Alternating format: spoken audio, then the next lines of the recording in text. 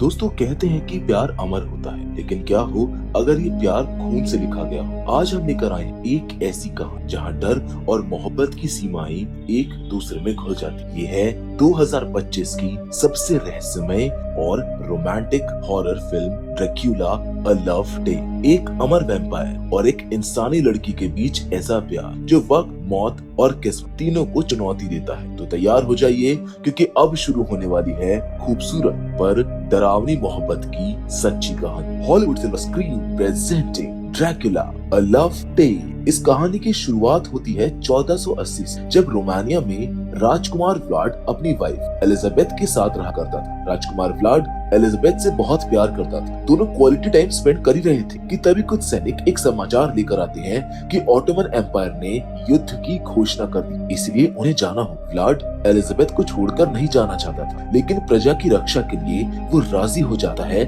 और एलिजाबेथ की सुरक्षा के लिए उसे दूसरे महल में शिफ्ट करने का ऑर्डर देता है। इसके बाद एलिजाबेथ को लेकर कुछ सैनिक दूसरे महल की तरफ निकल जाते हैं, जबकि व्लाड अपनी पोशाक पहन पादरी के पास आशीर्वाद लेने जाता है। वो अपनी जीत के साथ साथ एलिजाबेथ की सलामती की दुआ करने को भी कहता है, क्योंकि उसके लिए उसकी वाइफ ही सब कुछ थी। इसीलिए वो पादरी से कहता है कि वो प्रेयर करे कि एलिजाबेथ को कुछ ना हो, क्योंकि उसे कुछ हुआ तो व्लाड भी जिंदा नहीं रह पाएगा। इसके बाद वो अपनी सेना के साथ युद्ध भूमि में दुश्मन सेना का सामना करने के लिए चला जाता, जहां दुश्मन सेना हथियारों से लैस तैयार खड़ी होती। व्लाड ने अपने सैनिकों के साथ मिलकर उन्हें फंसाने के लिए आग के बैरल जलाए और जो बच गए उन पर तीरों से और तलवारों से हमला कर दिया। इस तरह उसने युद्ध को अपने नाम कर लिया और दुश्मन की सेना को मार गिराया। वहीं दूसरी ओर कुछ ऑटोमन सैनिकों ने एलिजाबेथ और उसके साथ जा रहे सैनिकों पर भी हमला कर दिया। सैनिक तो मारे गए, लेकिन एलिजाबेथ जैसे तैसे अपने घोड़े पर सवार होकर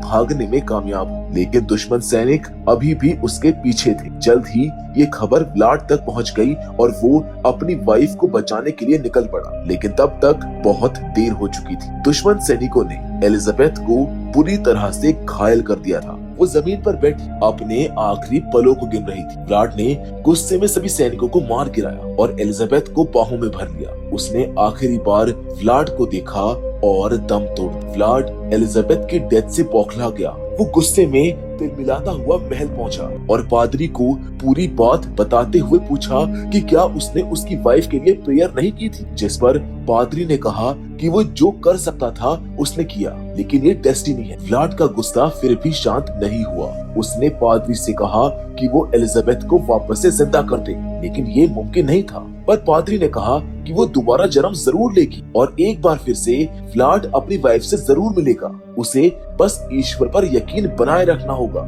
लेकिन व्लाड का भगवान पर से भरोसा उठ चुका था। उसने भरी सभा में ऐलान किया कि ईश्वर होता ही नहीं है। आज के बाद वो ईश्वर का नाम भी नहीं लेगा। इसके बाद पादरी से उसने अपने भविष्य के बारे में पूछा, लेकिन पादरी ने कहा कि वो सिर्फ ईश्वर का मीडिएटर है। तब व्लाड ने एक सैनिक की छड़ी उठाई और पादरी को हमेशा हमेशा के लिए सुला दिया। लेकिन मरने से पहले पादरी ने व्लाड को श्राप दिया कि वो जिंदगी भर यूं ही भटकता रहेगा, और वो भी इंसान के रूप में नहीं बल्कि एक पिशाच की तरह। अब पादरी को मारने के बाद व्लाड जैसे ही बाहें फैलाता है, पूरे कमरे में जोर जोर से हवाएं बहने लगती। जीसस की मूर्ति खून के आंसू रोती है और व्लाड के सैनिक उसे खींचते हुए बाहर ले जाते, जिसके बाद ये कहानी 400 साल आगे बढ़ जाती, जहाँ पर हम डॉक्टर ड्यूमंट को देखते, जो काफी परेशान थे और हॉस्पिटल से निकलकर पास ही के चर्च में रहने वाले एक पादरी के पास जा रहे। असल में डॉक्टर ड्यूमंट की एक पेशेंट है मारिया, जो कभी एक हंसती खेलती लड़की हुआ करती, जिसकी शादी इंग्लैंड की क्वीन के पोते हेनरी के साथ होने वाली। लेकिन शादी के दिन ही मारिया को कुछ हुआ और उसने अजीबोगरीब हरकतें करना शुरू कर दी। ड्यूमंट और उनकी टीम ने काफी कोशिश की, लेकिन वो पता लगा ही नहीं पाए कि आखिर मारिया को हुआ क्या है। इसलिए ड्यूमंट को लगता है कि ये बीमारी शायद मेडिसिन से ठीक होने वाली है ही नहीं। अब वो पादरी ये बातें सुनते ही ड्यूमंट की हेल्प करने के लिए राजी हो जाते और फिर ये एक बेसमेंट में जाते, जहाँ मारिया को जंजीरों से बांधकर रखा हुआ था। वो प्रीस्ट डॉक्टर और उसके सेक्रेटरी को देखकर जोर जोर से हंसने लगती है। प्रीस्ट उसे चेक करते ही समझ जाता है कि मारिया को क्या हुआ है, इसीलिए वो कमरे की खिड़की खोल देता है और सूरज की रोशनी देखते ही मारिया जोर जोर से चीखने लगती। इस पर प्रीस्ट बताता है कि ये एक वैम्पायर है, लेकिन ड्यूमेंट को लग रहा था कि ये किसी तरह का पागलपन है। ड्यूमेंट को यकीन दिलाने के लिए प्रीस्ट मारिया को अपने बारे में और अपने मालिक के बारे में सब कुछ बताने को कहता है, लेकिन मारिया राजी नहीं थी। तब पादरी उसे 2 बूंद खून पिलाता है और वो सब कुछ उगलने लगती है। वो बताती है कि उसका मालिक एक राजकुमार है जो यहाँ पर कभी भी पहुँचता होगा। उसने आगे बताया कि राजकुमार को अपनी राजकुमारी की तलाश है जो बहुत खूबसूरत है। इसके बाद वो और खून की मांग करती है, लेकिन पादरी उसे यहीं पर छोड़ने को कहता है और ड्यूमंड को बताता है कि वो लंबे अरसे से वैम्पायर्स पर रिसर्च कर रहा है और इससे पहले कि वो राजकुमार अपनी राजकुमारी को ढूंढता हुआ यहाँ पर आए, उन्हें राजकुमारी को उससे पहले ढूंढना होगा, क्योंकि अब वही है जो दुनिया को वैम्पायर से बचाने में उनकी मदद कर सकता है। दूसरी ओर हम जोनाथन नाम के एक आदमी को देखते हैं जो भेड़ियों से भरे बर्फीले जंगल में अकेला रह जाता है क्योंकि घोड़ा गाड़ी का ड्राइवर आगे जाने से इनकार कर देता है। इस पर जोनाथन उसकी मशाल और एक हथियार लेकर पैदल ही आगे का रास्ता तय करता है। तभी उसे ऐसा लगता है जैसे कि भेड़िए उसका पीछा कर रहे हैं, इसलिए वो तेजी से आगे बढ़ता है और अपनी जान बचाने के लिए अभी वो एक सुरक्षित स्थान की तलाश कर ही रहा होता है कि इतने में उसे एक महल की परछाई जैसी नजर आती है। वो उसी दिशा में कदम आगे बढ़ाता है और सामने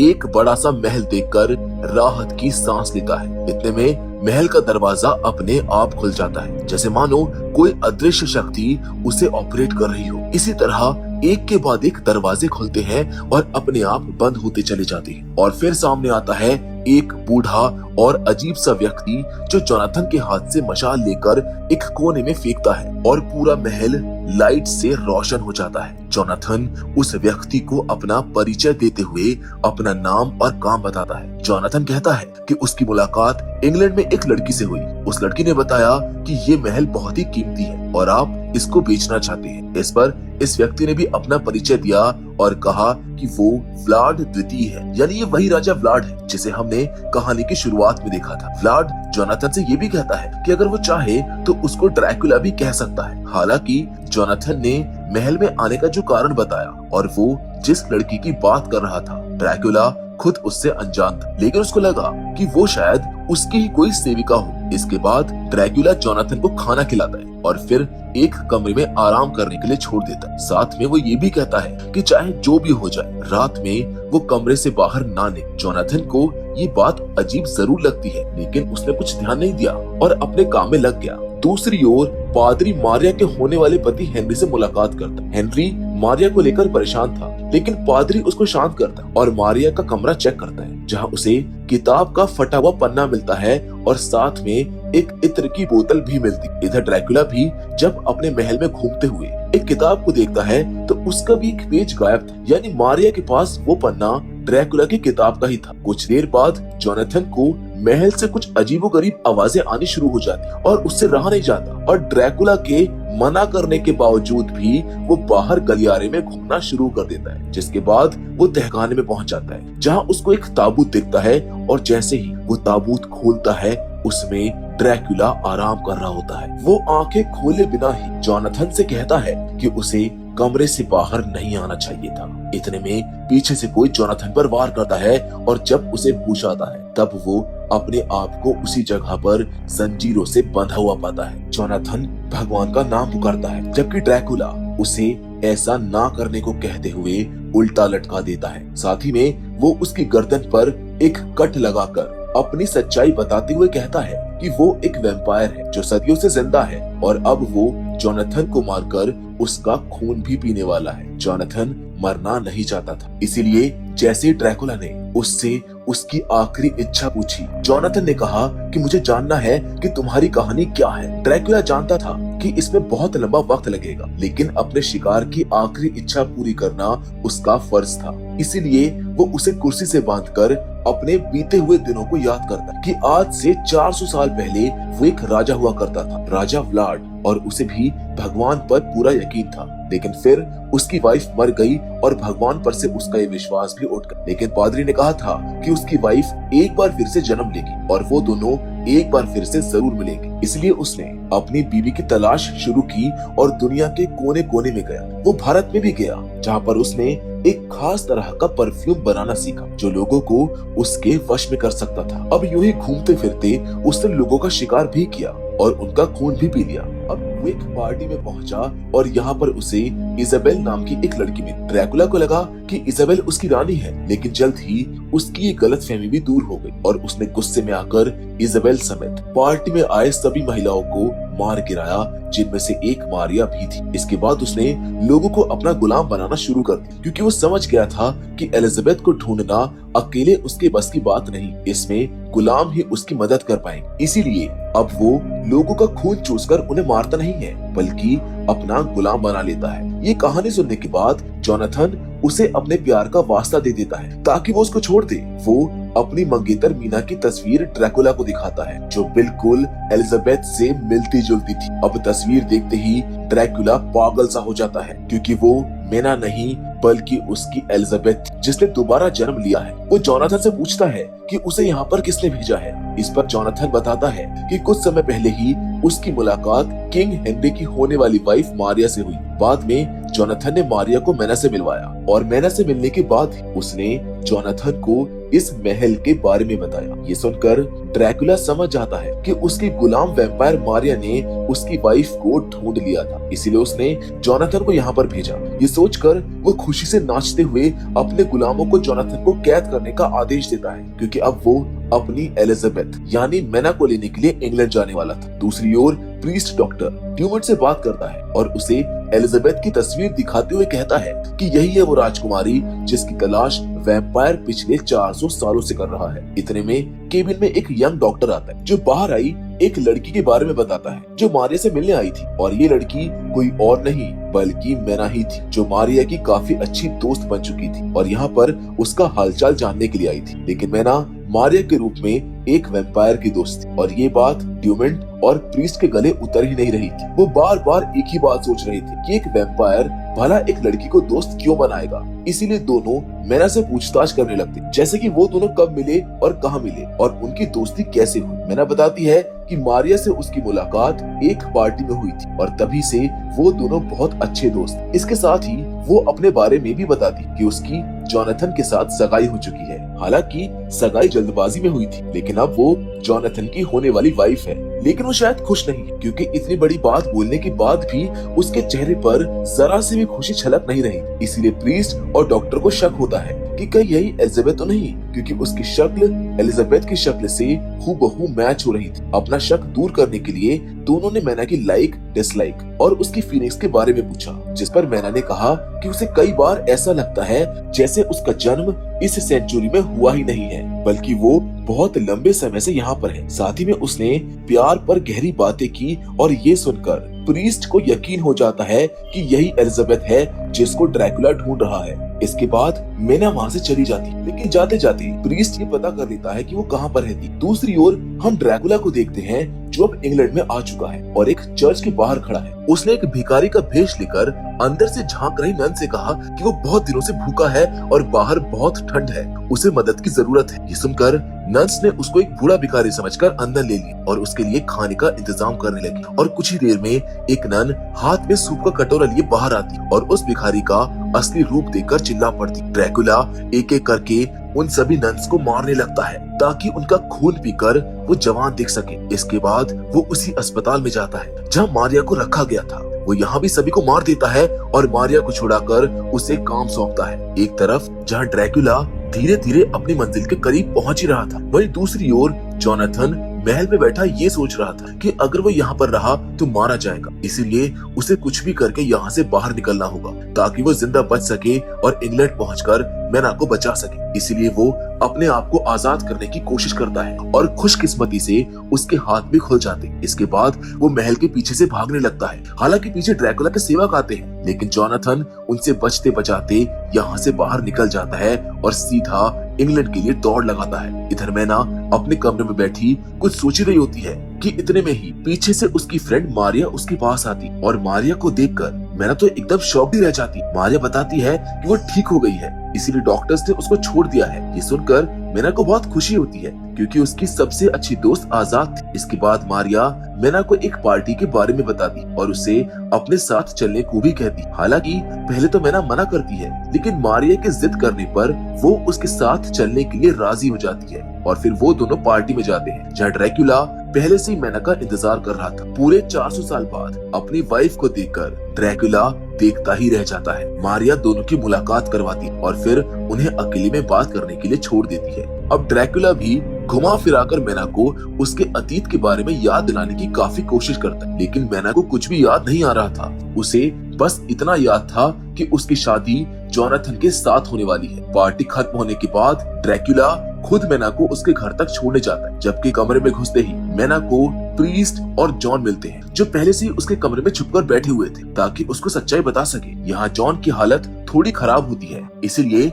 मैना भी घबरा जाती है और पादरी उसको सब कुछ बता देता है कि ड्रैकुला कौन है और वो कहाँ से और क्यों आया है। लेकिन उन्होंने मैना के पिछले जन्म के बारे में कोई जिक्र नहीं किया, बल्कि उससे कहा कि ड्रैकुला के पास एक जादुई इत्र है जिसकी वजह से मैना उसकी तरफ अट्रैक्ट हो रही है। इसके बाद पादरी ने मारिया के बारे में पूछा, जिस पर मैना ने कहा कि वो ठीक हो गई थी, इसीलिए उसे अस्पताल से छोड़ दिया गया। लेकिन पादरी कहता है कि ऐसा नहीं है, बल्कि उसे ड्रैकुला ने छुड़ाया था और बदले में वहाँ मौजूद सभी लोगों को मार दिया गया था। साथ ही में उसको ये भी बताया जाता है कि मारिया खुद भी एक वैम्पायर है। ये सुनकर तो मैना को बहुत हैरानी होती है। वहीं जोनाथन की हालत खराब हो रही थी, इसलिए सब लोग उसे अस्पताल लेकर जाते हैं और इधर मैना खुद को एक कमरे में बंद करके एक म्यूजिक बॉक्स को सुनती है जो ड्रैकुला ने उसको दिया था। इतने में यहाँ पर ड्रैकुला भी पहुँच जाता है और मैना उसे खुद से दूर रहने को कहती है। ड्रैकुला उसको यकीन दिलाता है कि वो उसे नुकसान नहीं पहुँचाएगा। वो उसे उस म्यूजिक बॉक्स के जरिए 400 साल पहले की बातें याद दिलाने की कोशिश करता है। मैना को भी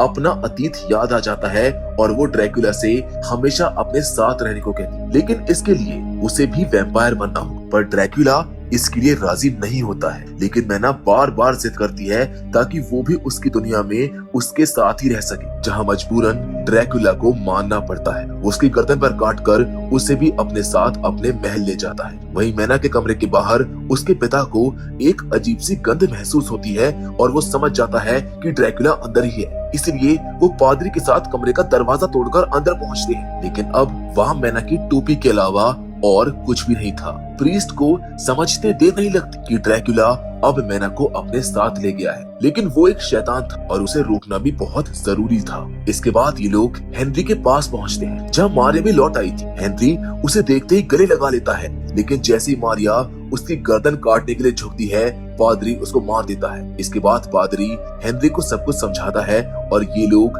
ड्रैकुला को मारने के लिए निकल पड़ते हैं। हेनरी की पूरी सेना उसके साथ। ये लोग महल में पहुंचते हैं जहाँ ड्रैकुला 400 साल बाद अपनी वाइफ से मिलकर खुश था। वो उसे पूरा घर दिखाता है, लेकिन तभी हेनरी की सेना वहाँ पर हमला कर देती है। इस बार ड्रैकुला किसी भी कीमत पर अपनी वाइफ से बिछड़ना नहीं चाहता था, इसलिए वो उसे कमरे में छुपाकर खुद हेनरी की सेना का मुकाबला करने के लिए आगे बढ़ता। वहीं सेना ने महल पर गोले दागने शुरू कर दी थी। जोनाथन के इशारे पर पादरी और बाकी सब बेसमेंट में पहुंचते हैं जहाँ ड्रैकुला आराम करता था। यहाँ वही ताबूत रखा हुआ था और उसमें हलचल भी हो रही थी। सभी को लगता है कि ड्रैकुला इसी में है, इसीलिए ताबूत पर तीर, भाले और दूसरे हथियारों से हमला कर दिया जाता है। लेकिन अफसोस उस पर ड्रैकुला था ही नहीं, बल्कि वो तो जोनाथन के पीछे से आकर बाकी लोगों को मारने लगता है। इसके बाद वो पादरी के ऊपर भी तलवार तान देता है, लेकिन पादरी कहता है कि वो यहाँ पर उससे लड़ने के लिए नहीं आया है। ड्रैकुला भी कहता है कि उसकी लड़ाई ईश्वर के साथ है और इस बार वो अपनी वाइफ से अलग नहीं होगा। इस पर पादरी हंसने लगता है